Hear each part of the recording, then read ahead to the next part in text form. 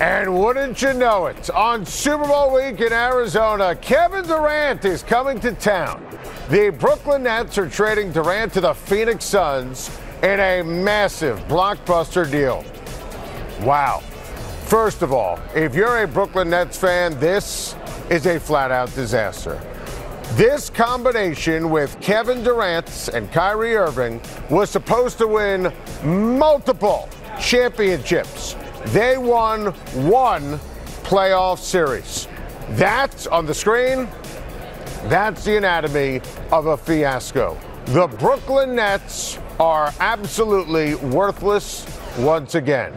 Now, from a Phoenix Suns perspective, listen, I think this is a golden opportunity for Kevin Durant to get his name back after the Brooklyn debacle. And look, obviously, Kyrie torpedoed the entire thing, and Durant made a horrendous decision to hitch his wagon to Kyrie Irving after having an amazing situation in Golden State.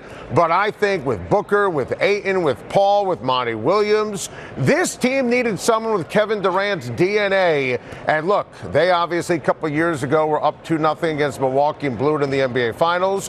Game 7 last year against Dallas was a debacle. Kevin Durant can absolutely lead the Phoenix Suns to the NBA Finals, and they're going to have a golden opportunity to win a championship. We're coming to you live from Phoenix, Arizona. And what a day we have here on Radio Row. We get the party started with someone who knows a little something about domination in the Super Bowl, winning a championship in Philadelphia.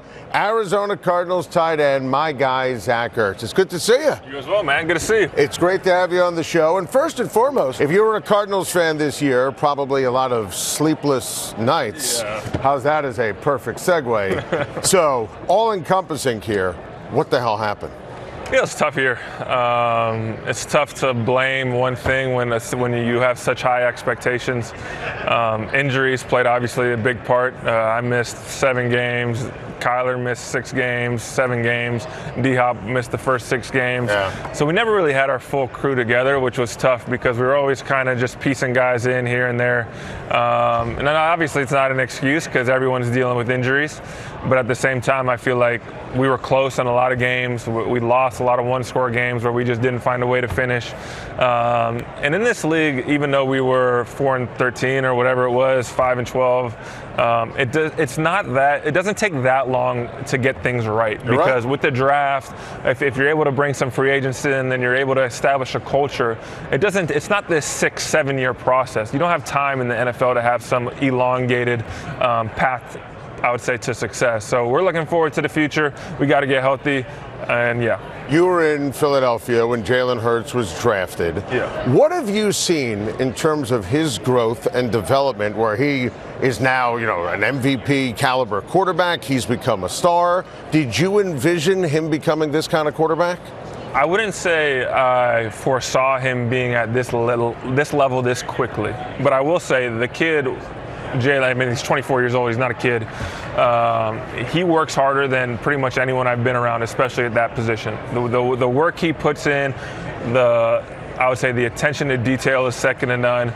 And so I'm not surprised at any of the successes that he's had solely based on his work ethic, because he's doing each and everything possible to be the best version of himself each and every day. And when you have a guy like that, you have every chance to be successful. Not every city is the same. Every fan base is the same. You won a Super Bowl in Philadelphia. They love you in Philadelphia. That was a special ride, obviously. Yeah. I picked against you every single week in the postseason. When Carson got hurt, every time you played, I picked against you. What was that experience like, winning a championship and delivering Philadelphia the first Eagles Lombardi Trophy? Yeah, it was special. I mean, obviously, the relationship that I have with the fans in that city is second to none. I was there for 9 years. My family grew so much in that time. I grew as a person. My wife grew as a person. And then just to be able to share so much success with that city means so much to my wife and I. I mean, we still have our foundation that's still back there doing everything they can to be great back there. But that run was so surreal, man. Like you said, everyone was against us after Carson got hurt. Yep. And Foles played great the next week against the Giants, and then we did not look good as an offense for, I think, the Raiders. And then the Week 17 game, the defense got a rest, but the offense played so poorly the prior week. He was like, no, you guys are going out there and trying to figure this out. And then Nick just caught fire, and he was able to go toe-to-toe with the greatest quarterback of all time, and that's something you'll never forget. You played both these teams coming up in the Super Bowl. You played them during the regular season, and Dallas Goedert, obviously an incredibly talented tight end. Travis Kelce, first ballot Hall of Famer. Yeah. How do the tight ends perform in a major fashion on Super Bowl Sunday against the respective defenses? Well, first of all, obviously everyone knows when you're playing the Chiefs, everything starts with Travis. The whole game plan, you got to figure out a ways to reroute him at the line of scrimmage, because if he gets going, he's going to be tough to stop. And then with Dallas, there's so much talent on that offense. With AJ, with Devontae, with Miles in the backfield, it's almost like you just got to see what you're willing to give up and be vulnerable with, and that's up to the Chiefs and Spags, obviously. But Dallas is one of the best in the league with the ball in his hands. They find ways to get the ball at the line of scrimmage or run a flat route and hit him able to run for 15, 20 yards. So, yeah. Now, I know you're not going to take a nap on Super Bowl Sunday, but you will sleep like a baby, obviously. Yeah. Who are you picking? Oh, man, I don't know if obviously I'm a little biased. I think the Eagles are going to win. However, I think the keys to the game for both teams, the Eagles have to, Miles Sanders needs 20 touches on Sunday. They got to be able to pound the rock with him consistently. I want to see him get 20 carries early in the game. And the Chiefs, if they're able to start fast and get a lead, I think it could be tough for the Eagles to catch up to them. I agree. And so those are the two keys to the game in my mind. In terms of predictions, I couldn't give you an exact prediction, but I think those are the two keys to look out for. I agree with that, Zach. It's great seeing you. Appreciate it. Congratulations on everything, and best of luck next year with the Arizona Cardinals. My guy, of course, the outstanding tight end for the Arizona Cardinals, former Eagles Super Bowl legend, Zach Ertz. Welcome back. Time to shine as we broadcast live from Phoenix, Arizona, Radio Row. And joining us right now, one of my favorite players in the National Football League, superstar receiver from the Dallas Cowboys, the great CeeDee Lamb. CeeDee, it's great to see you. Appreciate you, brother. Great to see you. So it's interesting. You look at your season this year, and, you've always been great. Year 3, I mean, you took it to a whole nother level. Voted you for first-team All-Pro. You made the second team. Unbelievable year, career high in catches and yards and touchdowns. For you individually, what made this year so great?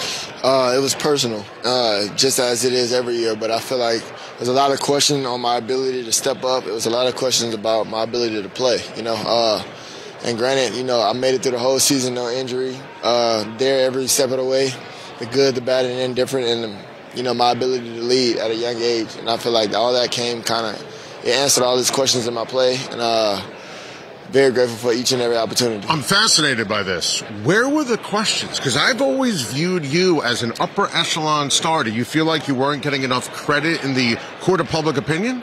Most definitely. But I don't play for, confirmation from others, right? Yeah. So it just, the departure of Coop left a lot of question in general to the media, So I understand that if I'm, it was 1A, 1B with Coop was here, right? So when he leave and it was like, can I step up? Am I able to do this? Am I able to do that? And just kind of getting tired of hearing those questions going into the season and going into the year. So it was a bit more personal. I love that. Now, I have always used this expression going back to when you were coming out of college. Lamb has the chops for the big moments. Yeah, that's right. Lamb has the chops. My kids told me, don't say it. It's clever, right? Facts. Clever. Facts. See? CeeDee loves it. Look, you've always, going back to college with the Dallas Cowboys, high profile, go back to college where you played, Dallas, America's team, third downs, red zone. You've always had the knack for the moment. What is it about your game, your mentality, where you play your best when it matters the most? Ultimately, I always want to be remembered, no matter how I play. In those big games, I feel like it don't get no bigger of an opportunity than that. So why not show your best of your abilities? And any given third down, obviously it's a passing down. So I know I want to be there. I want to be there rather the ball comes to me or it doesn't. I want to put it on film that I'm always open. Regardless, you can always depend on me to be open, whether it's first down or it's fourth down, or red zone or we're on our own 5. I'm always willing and ready to get the ball. I'm trying to make a play. Dak Prescott, always been one of my favorites. I thought this year, coming back off the injury, he turned it over too much, led the league in interceptions. I know the talent is there, that we've seen the results in prior years. What does Dak need to do in terms of making sure that the interceptions and the turnovers in big spots go down so you guys can win these big games? Just turnovers in general are very costly. And as you said, yeah, he led the league in picks, and it was very tough to go through. But overall, man, Dak just got to be Dak. Overall, be composed. And as you can see, when he's Dak, he's literally top 5 in the NFL. You go look at what he's done versus Tampa in the playoffs. Week before San Fran, he had like 400 passing yards, 4 touchdowns, no picks. Offense was rolling. We put up like 30, 40 points. I don't even know how much it was, but we were clicking. So when Dak is on his thing, in his best game or in his mode, I'm taking 4 over anybody. So what happened in the San Francisco game? Because you guys had it. You had opportunities. Right. Boy, I thought you matched up brilliantly with Philadelphia. You know, you beat them in the regular season, obviously. I know Jalen didn't play. What happened against San Francisco, and could you have knocked off the Philadelphia Eagles on Championship Sunday? I also feel like what goes overlooked, we didn't have Dak when they beat us. A lot of people highlight when we beat them and they didn't have Jalen. It's a great point. But we're not going to talk about when they beat us and we didn't have Dak. It's kind of weird to me. But as you were saying, it's just... I honestly forgot your question that fast. Well, no, but I love that you did, because you wanted to make the point that in the court of public opinion that maybe, you know, people say, oh, they didn't have Jalen. Right. You had Cooper Rush and didn't have Dak Prescott. So if you would have won that game, which you were that close against San Francisco, would you have beat Philly on Championship Sunday? I like us, yes. Yeah. I like us. Who are you picking to win the Super Bowl? KC. You can't pick Philly. Can't, but I'm rooting for Jalen, though. I tip my hat out to my man. That's my teammate. That's been my guy since 2019. I don't want that to be overridden by all of this rival stuff, because behind, like, we have to take these pads off, right? Yeah, and all these guys are still my friend, like, you know what I'm saying? But I feel like a lot of that get miscued with, oh, he's Dallas. I don't. Yeah, that's my boy for sure, and I'm proud of everything he's accomplished this year. I pray that he does get a Super Bowl ring, right? But I can't vote for his team. CeeDee Lamb. Lamb's got the chops for the big moments. What's that? He loves it. Thank you for watching. Please like and subscribe, and don't forget to hit the bell for more videos.